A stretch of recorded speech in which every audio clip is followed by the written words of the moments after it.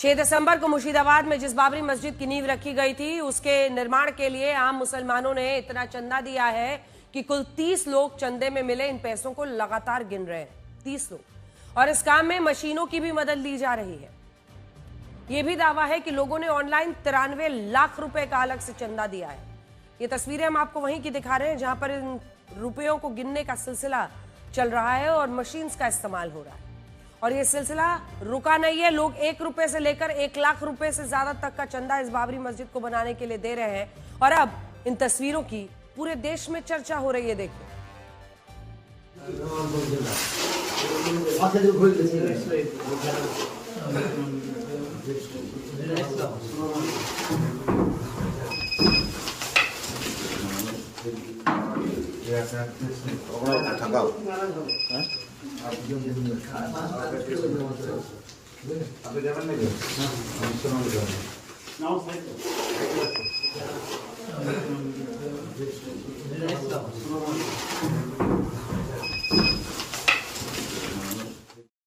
अब ये सारा चंदा 6 दिसंबर को हुए उस कार्यक्रम में आया जिसमें हुमायूं कबीर ने बाबरी मस्जिद की नींव रखी थी। हमारे पास ऐसी तस्वीरें हैं जिनमें बड़ी संख्या में लोग अपने साथ ईंटें लेकर आए थे। देखिए तस्वीरें। और उनका कहना था कि इन्हीं ईंटों से मुर्शिदाबाद में अयोध्या की बाबरी मस्जिद का निर्माण होगा। और बड़ी बात यह है कि छोटे छोटे बच्चे अपने सिर पर ईंट रखकर ला रहे थे। ये देखिए। और उन्हें यह बताया गया था कि जो मस्जिद उनसे अयोध्या में छीन ली गई, वो मस्जिद मुर्शिदाबाद में बनाई जा रही है। आज बड़ा सवाल यह है कि क्या मुर्शिदाबाद में जो कुछ हो रहा है उसे सांप्रदायिक नहीं माना जाएगा?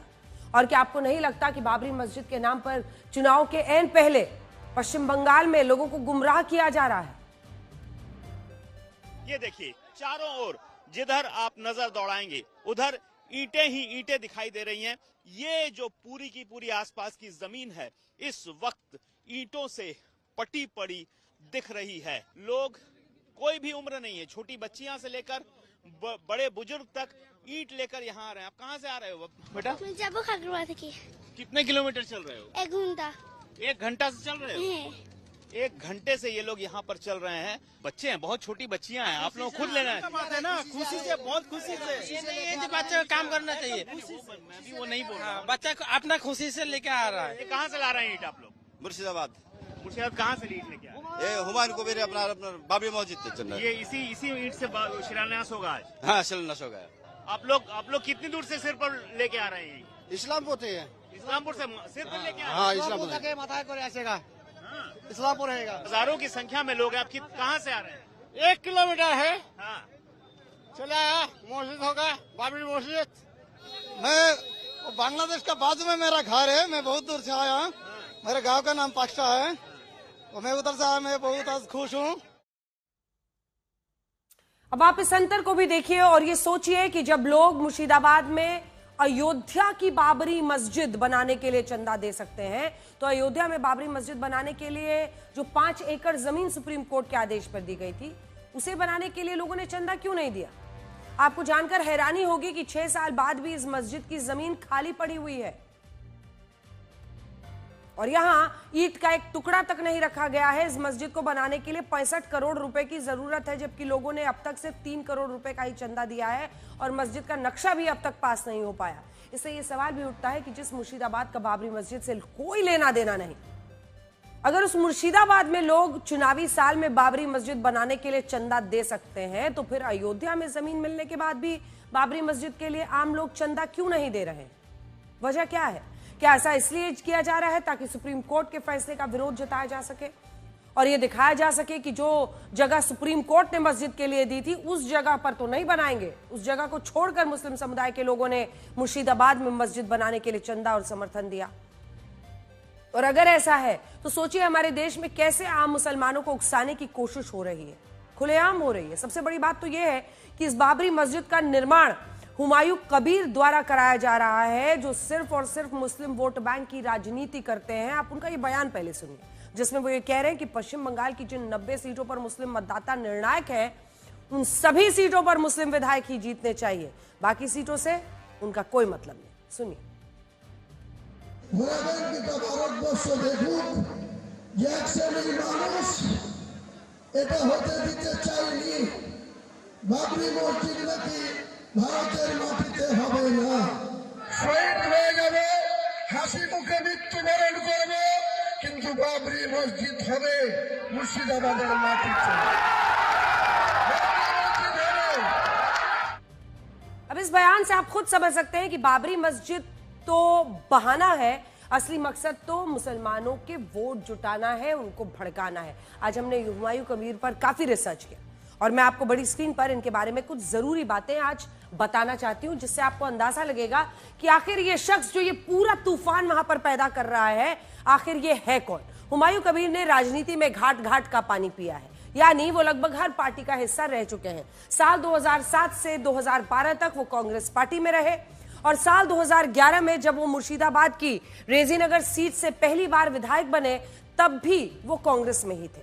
साल 2012 में ममता सरकार से मंत्री पद का उनको ऑफर मिलता है और वो कांग्रेस छोड़कर टीएमसी में शामिल हो गए।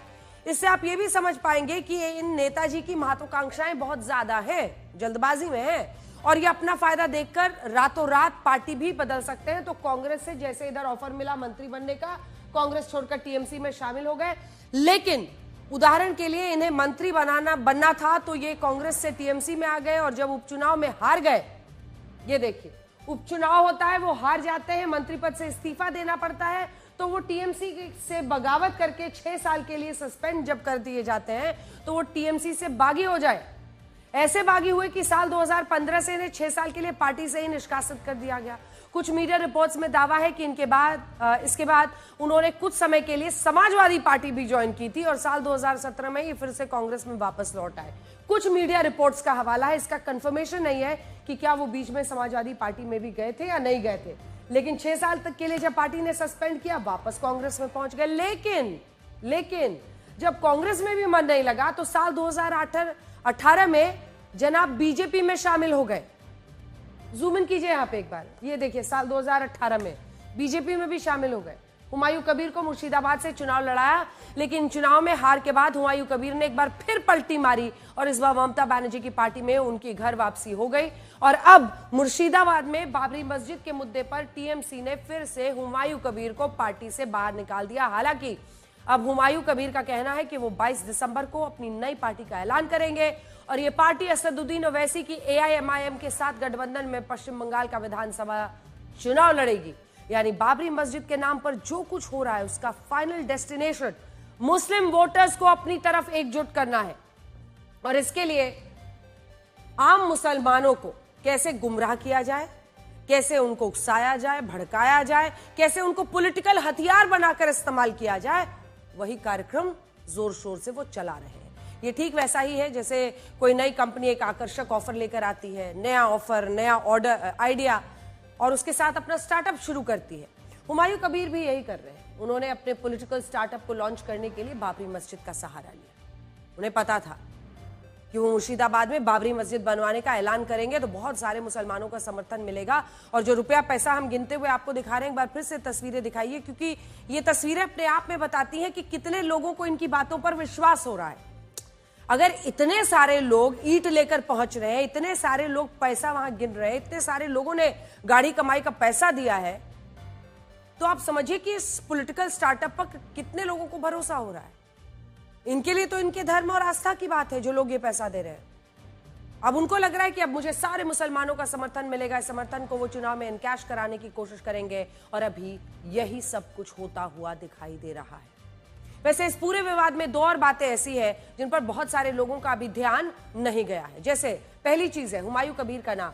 यह नाम मुगल शासक बाबर के पुत्र हुमायूं से प्रेरित है और हुमायूं कबीर भी बाबर के नाम से बाबरी मस्जिद बनवा रहे हैं, जिससे लोग उनके नाम को भी इस मस्जिद से जोड़कर देख रहे हैं। और दूसरा पहलू है घुसपैठिया। बाबर का जन्म हिंदुस्तान की भूमि पर नहीं हुआ था, बाबर घुसपैठिया था, आक्रांता, जिसका जन्म उज्बेकिस्तान में हुआ। काबुल पर कब्जा करने के बाद वो भारत में आया और उसी ने भारत में मुगल वंश की स्थापना की थी। बड़ी बात यह है कि घुसपैठिए बाबर के नाम से अब उसी मुर्शिदाबाद में बाबरी मस्जिद बनवाई जा रही है, जहां सबसे ज्यादा घुसपैठिए होने की आशंका जताई जाती है और आरोप लग रहा है कि कई घुसपैठिए इस मस्जिद के लिए हुमायूं कबीर को अपना समर्थन दे रहे हैं। मैं आपको बड़ी स्क्रीन पर इसे दिखाना चाहती हूं कि आखिर कौन से वो लोग हैं जो इस वक्त समर्थन देते हुए दिखाई दे रहे हैं। अगर हम पूरे बॉर्डर की बात कर रहे हैं तो माना जाता है कि ये वो तमाम इलाके हैं जहां पर शायद सबसे ज्यादा घुसपैठिए हैं। पश्चिम बंगाल से बांग्लादेश की 2216 किलोमीटर लंबी सीमा लगती है। इनमें 1647 किलोमीटर जो है फेंसिंग हुई है।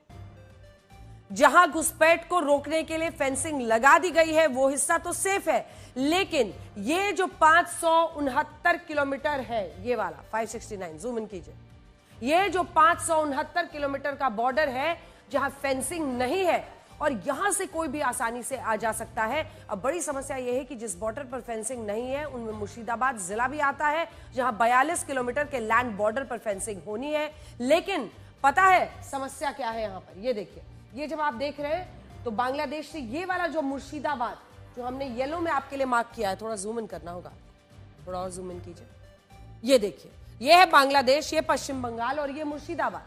ये जो लगभग 40 किलोमीटर की ये जो यहां पर बॉर्डर है, लैंड बॉर्डर पर फेंसिंग होनी है, लेकिन पता है यहां समस्या क्या है, फेंसिंग क्यों नहीं हो पा रही है। फेंसिंग के लिए पश्चिम बंगाल की ममता सरकार को जमीन देनी है, क्योंकि आपको फेंसिंग के लिए थोड़ा इलाका चाहिए होता है, जमीन चाहिए होती है। और सरकार पर यह आरोप लग रहा है, बीजेपी लगा रही है, सरकार लगा रही है, केंद्र सरकार, कि वो काफी समय से इस काम को टालने में लगी है और इसमें बार बार देरी की जा रही है। 2 हफ्ते पहले कलकत्ता हाईकोर्ट ने क्या कहा था, ये चिंता जताई थी और ये कहा कि राज्य सरकार राष्ट्रीय सुरक्षा के मामलों में ऐसा रवैया नहीं रख सकती। लेकिन आज आप यहां सारी कड़ियों को जोड़कर देखिए और ये सोचिए मुर्शिदाबाद को ही बाबरी मस्जिद बनवाने के लिए क्यों चुना गया। मुर्शिदाबाद में ही एक तरफ बॉर्डर पर फेंसिंग करने के लिए सुरक्षा बलों को जमीन क्यों नहीं मिल रही है और दूसरी तरफ इसी मुर्शिदाबाद में हुमायूं कबीर जमीन के एक बड़े हिस्से पर बाबर के नाम से बाबरी मस्जिद बनवा रहा है और बीजेपी का आरोप है कि उन्हें घुसपैठियों का भी समर्थन मिल रहा है।